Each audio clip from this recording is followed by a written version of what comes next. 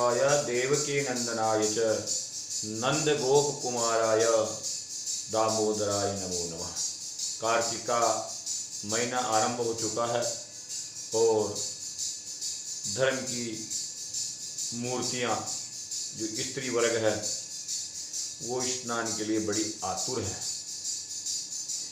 कई महिलाएं फोन करके पूछती है, महाराज कार्तिक महीने के बारे में कुछ जानकारी दीजिए, हम भी स्नान करना चाहते हैं। क्योंकि महिलाओं का जो स्वभाव है ना वो देखा देखी करने का ज़्यादा होता है। अगर एक महिला ने कुछ कर रही है वो तो उसको देख करके भी दूसरी महिला के अंदर भाव जागृत हो जाते हैं और वो भी सोचती है कि मैं भी ऐसा करूं। तो जानकारी देना भी उनका स्वभाव है। आज की जो महिलाएं हैं वो काफ़ी जानकारी इकट्ठा करने के बाद ही कार्य करती है, आगे बढ़ती है। तो कार्तिक महीने के बारे में बताया गया है। स्कंद पुराण का जो वैष्णव खंड है उसमें बहुत अच्छा उल्लेख मिलता है कार्तिक मास का। और इस कार्तिक मास का जो महत्व है ना वो भगवान नारायण ने स्वयं अपने मुख से ब्रह्मा जी को कहा है। और ब्रह्मा जी ने जो भगवान विष्णु से नारायण से सुना वही महत्व नारद जी को कहा है। और नारद जी ने जो महाराज प्रतु हुए थे उनको कहा और महाराज प्रतु के माध्यम से आज समस्त भूखंड के अंदर ये विद्यमान है। हर कोई कार्तिक मास का स्नान करता है और अपने जन्म जन्मांतर के पापों का नाश करता है। बताया गया है स्कंद पुराण के वैष्णव खंड के अंदर आता है कि मासानाम कार्तिक श्रेष्ठ हो, यानी जो 12 महीने हैं ना उनके अंदर कार्तिक मास श्रेष्ठ बताया गया है।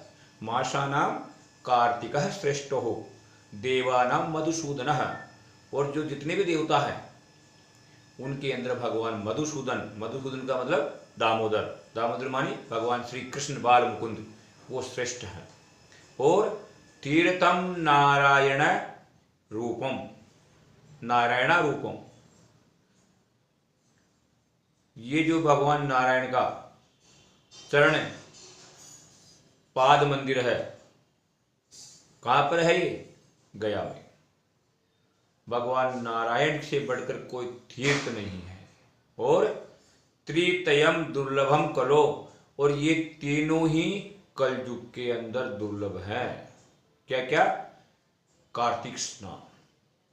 कार्तिक स्नान करने की तो काफी महिलाएं करती हैं, लेकिन इसको कैसे करना चाहिए, इसकी विधि क्या है और उस विधि से वो कर पा रही है कि नहीं कर पा रही है, ये बड़ा दुर्लभ है, ये बड़ा कठिन है। दूसरी जगह स्कंद पुराण में ही देखने को मिलता है, न कार्तिक समो मासो न कृतेन समम युगम, यानी कार्तिक के समान कोई मास नहीं है और सतयुग के बराबर कोई युग नहीं है। न वेद सदृशम शास्त्रम, वेद के बराबर कोई शास्त्र नहीं है। और न तीर्थम गंगया समम, और गंगा जी के समान कोई तीर्थ नहीं है। ये स्कंद पुराण में देखने को मिलता है। ये महिमा है कार्तिक मास की। लेकिन महिमा तो है और करना भी चाहिए। प्रातःकाल जल्दी उठ करके दंत धावन किया नहीं किया और पानी घेर के फटाफट पहुंच जाए मंदिर, आस्था होनी चाहिए। क्योंकि जो भगवत भक्ति है ना ये श्रद्धा और विश्वास के ऊपर टिकी हुई है। जिस व्यक्ति के अंदर श्रद्धा नहीं है, विश्वास नहीं है, तो उस व्यक्ति को कोई भी धार्मिक कार्य नहीं करना चाहिए। क्यों? क्योंकि वो व्यर्थ है, अपना समय बेकार में ही व्यतीत करना होता। बिना श्रद्धा के, बिना आस्था के किया हुआ कर्म फल नहीं देता है। फल कौन सी विधि से अगर कार्तिक स्नान करें तो वो पूरा पूरा फल अपन को प्राप्त हो, तो उसकी विधि में आपको बताने जा रहा हूं कि जो कार्तिक का महीना है इसके अंदर व्यक्ति को ब्रह्म मुहूर्त में जग करके, चाहे वो स्त्री हो चाहे पुरुष हो, ब्रह्म मुहूर्त में जल्दी जग करके भगवान नारायण का स्मरण करता हुआ वह उठे और शौच आदि दंत धावन क्रियाओं से निवृत्त होकर के सबसे पहले अगर किसी व्यक्ति के समीप नदी हो, तालाब हो या कोई पोखर हो या कोई बावड़ी हो तो वहां जाकर के स्नान करना चाहिए। जिनके ऐसी व्यवस्थाएं नहीं है तो वो बाथरूम में ही स्नान करेंगे, क्योंकि सब जगह ऐसी व्यवस्था मिलना संभव नहीं है। तो जो व्यक्ति गंगा तीर्थ आदि नदी आदि में स्नान कर रहा है तो सबसे पहले उसको गंगा जी का स्मरण करना चाहिए स्नान में घुसने से पहले, और भगवान विष्णु का स्मरण करना चाहिए, भगवान सूर्य का स्मरण करना चाहिए और भगवान दामोदर का स्मरण करते हुए उस नदी सरोवर तालाब में प्रवेश करना चाहिए। और प्रवेश भी कितना, नाभि तक जल के अंदर, आपकी नाभि तक पानी आ जाए इतना प्रवेश करें और उसमें जाकर के डुबकी लगा करके बाहर आना। आप डुबकी एक भी लगा सकते हो, 2 3 4 5 जितनी भी आपका मन करे लगा सकते हो। भगवान का स्मरण करते हुए हर हर गंगे बोलते हुए लगा सकते हैं। और जो व्यक्ति बाथरूम में स्नान कर रहा है, जो महिला बाथरूम में स्नान कर रही है, वो एक बोतल के अंदर या कुछ पात्र के अंदर गंगा जी हमेशा उस अपने नहाने वाली बाल्टी में गंगा जी का जल गिरा करके गंगा जी का स्मरण करें, भगवान विष्णु का स्मरण करें, भगवान सूर्य का स्मरण करें, भगवान दामोदर का स्मरण करें और फिर स्नान करना चाहिए। अब यहाँ पे ये बताया गया है कि जो कार्तिक स्नान करने वाला व्यक्ति या महिला है वो पूरे महीने तक उसको तेल वर्जित बताया गया है। तेल नहीं लगाना चाहिए कार्तिक स्नान करने वाले को। केवल पूरे महीने में एक दिन ऐसा आता है उस रोज वो तेल लगा सकता है, और वो दिन है नरक चतुर्दशी, यानी दीपावली के एक दिन पहले, जिसे अपन रूप चतुर्दशी भी कहते हैं, छोटी दिवाली भी कहते हैं। उस रोज तेल लगाने का विधान बताया गया है कार्तिक मास में। बाकी संपूर्ण मास में तेल निषेध बताया गया है। अन्य और प्रतिबंध है इस कार्तिक स्नान करने के। वो प्रतिबंध क्या है कि ऐसे व्यक्ति को द्विदल वाले भोजन नहीं करना चाहिए। द्विदल वाले में कौन कौन आते हैं, जैसे मूंग हो गए, उड़द हो गया, चना हो गया, मतलब दलहन, जो दालें जिनकी बनती ने एक अन्न के 2 टुकड़े हो जाते हैं, उसको द्विदल बोलते हैं। मटर हो गया, ऐसी कोई वस्तु नहीं खानी चाहिए, पूरे कार्तिक मास में निषेध बताया गया है। और तेल से बने हुए पकवान का भक्षण भी नहीं करना चाहिए। तेल से बनी हुई भोजन वस्तु को नहीं खाना चाहिए। दूसरे के यहां जाकर के भोजन नहीं करना चाहिए। कार्तिक स्नान तो करें और आए दिन आज फला जगह जिमने जा रहे हैं, आज फला जगह भोजन करने जा रहे हैं, ऐसा नहीं होना चाहिए। कार्तिक स्नान करने वाले को अपने घर का ही भोजन करना चाहिए।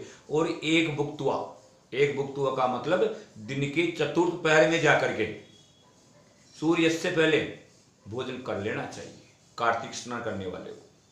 साथ ही नहीं खाने वाले वस्तु और है उनके लिए, गाजर उनको नहीं खानी चाहिए, मूली उनको नहीं खानी चाहिए, लहसुन प्याज वगैरह उनको नहीं खाना चाहिए, बैंगन उनको नहीं खाना चाहिए।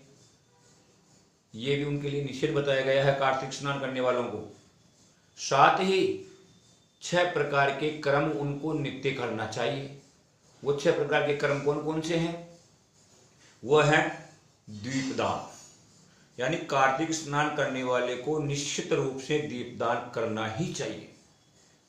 दीपदान का मतलब आप ठाकुर जी के मंदिर में दीप जलाओ, तुलसी के दीप जलाओ, अपने मकान के सामने दरवाजे पे दीप लगाओ, जितने पीपल के अंदर दीप लगाओ, पूजा की वो आपकी और कोई अन्य जगह हो तो वहां दीप जलाओ।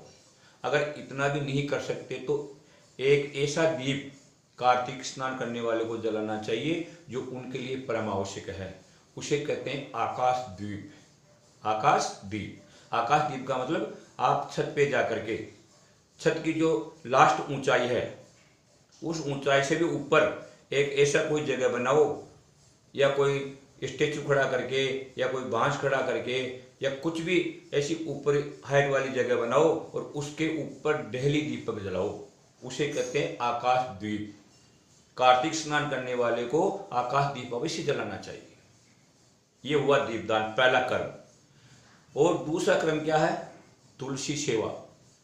तुलसी की सेवा तो वैसे 12 महीने ही करनी चाहिए, लेकिन कार्तिक मास वालों को तुलसी की सेवा परम आवश्यक बताई गई है, बहुत जरूरी है। तुलसी के दीप लगाना, तुलसी में पानी देना, तुलसी से प्रार्थना करना, जितनी हो सके आप तुलसी की सेवा करें।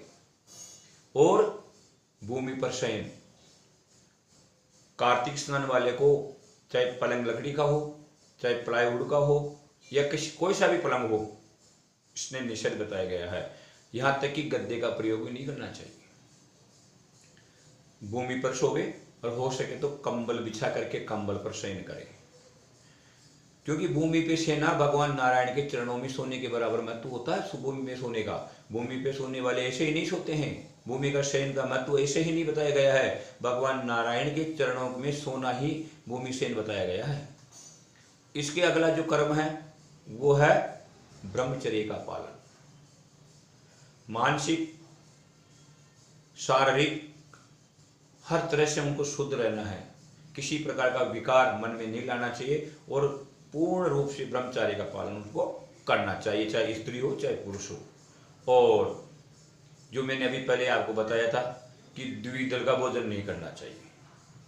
ये पांचों द्विदल के अंदर मैंने आपको बताया दलहन, दालें जितनी भी होती है वो नहीं करनी चाहिए, उनको नहीं खाना चाहिए।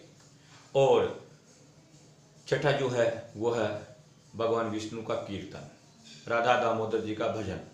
सुबह से लेकर के जब तक आप शयन करते हैं तब तक डोलते फिरते उठते बैठते आप भगवान का स्मरण करते रहें। और सुबह तो आप मंदिर जाकर के हरि कीर्तन, भगवान की कार्तिक माध्यम के माध्यम से कथा सुनते हैं। हो सके तो आपको रामायण का पाठ भी करना चाहिए, भागवत का पाठ भी करना चाहिए, गीता जी का पाठ आप कर सकते हैं। जो भी आपके लिए सुलभ हो, जो आप कर सकें, वो आपको करना चाहिए। नहीं करते हो तो कोई पास में आपके कहने वाला, सुनाने वाला, तो उससे सुन सकते हैं। ऐसा भी अगर आप नहीं कर पाते तो शाम को दीप जलाने के बाद में घंटा आधा घंटा बैठ करके भगवान का संकीर्तन, हरि कीर्तन जरूर करें। अगर ये आप करते हैं तो आपका कार्तिक मास स्नान सर्वश्रेष्ठ माना जाएगा और इसी विधि से करने वाले का ही कल्याण होता है, इसमें कोई संदेह नहीं है। तो मैं आकांक्षा रखता हूँ कि जितना आप निभा सके उतना अवश्य करें।